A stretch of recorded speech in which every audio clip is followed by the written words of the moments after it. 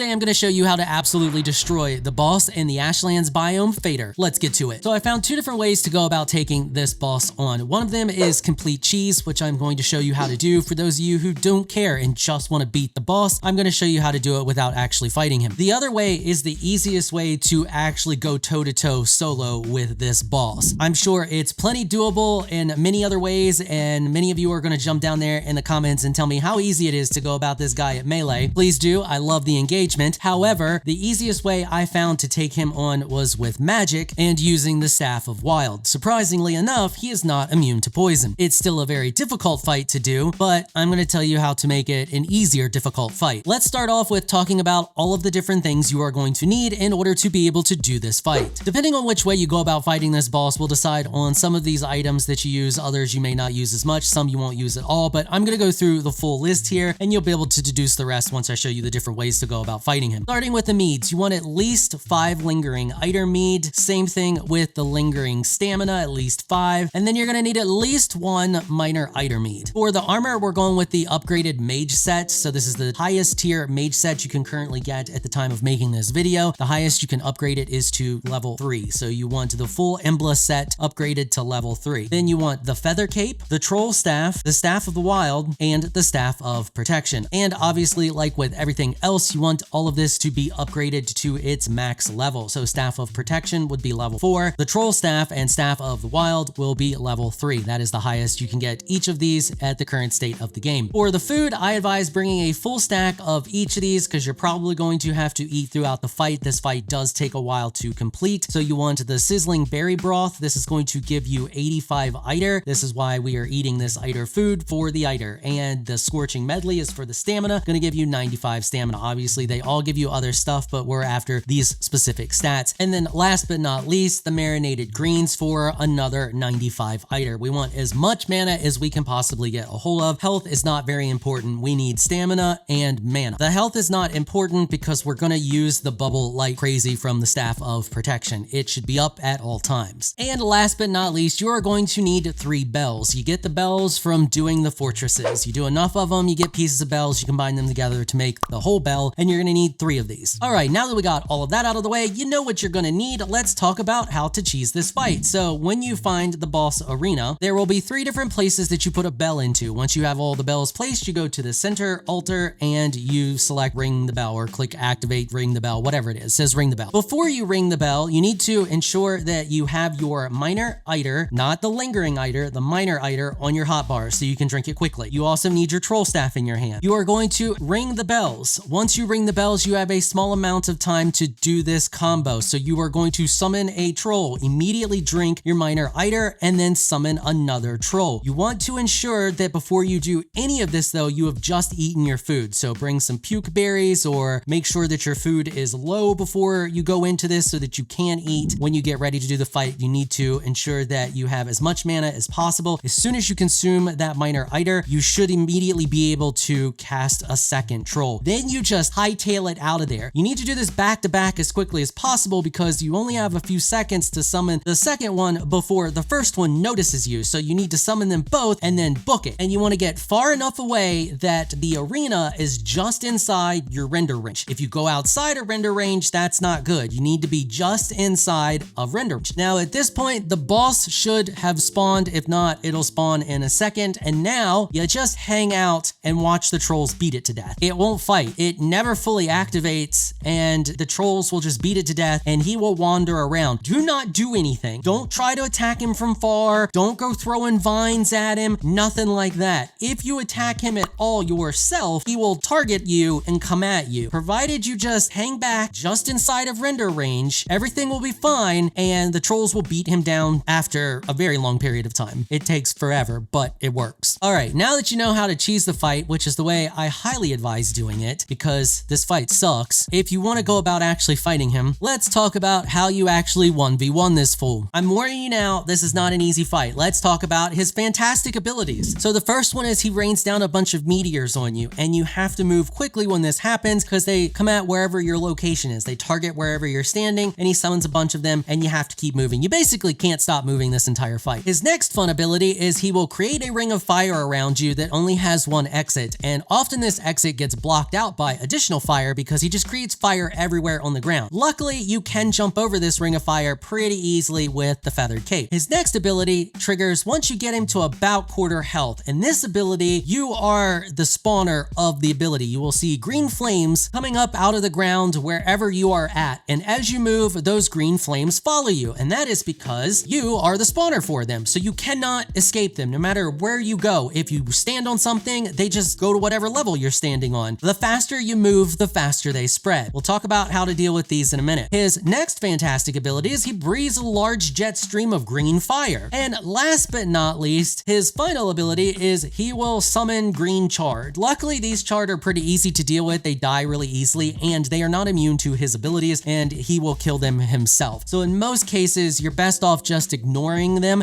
There are occasions where you need to take out the archer ones, but the melee ones, I don't really suggest just fighting them. Just keep moving and they can't ever hit you. The archers do become a pain in the butt a bit, so it can behoove you to take out the archers depending on how bad you're getting pelted with arrows. And then of course he's got his normal melee attacks, but we're not going to ever really be in melee range. So he's got a swipe, he's got a bite, and he's got a tailspin, but you shouldn't have any problem with those because you're not going to stay close to him. Okay, so let's run through the fight. So before you even summon him, make sure you have just fresh eaten. You want to make sure that you have the Staff of the Wild and Staff of Protection in your hotbar. Troll Staff just for fun, just in case you want to summon them, but most of the time you're just going to be using Staff of the Wild. Of course, you want your Lingering Iter and your Lingering Stamina in your hotbar as well. And some health pots just in case if you want to bring some health pots, but I never really needed health pots.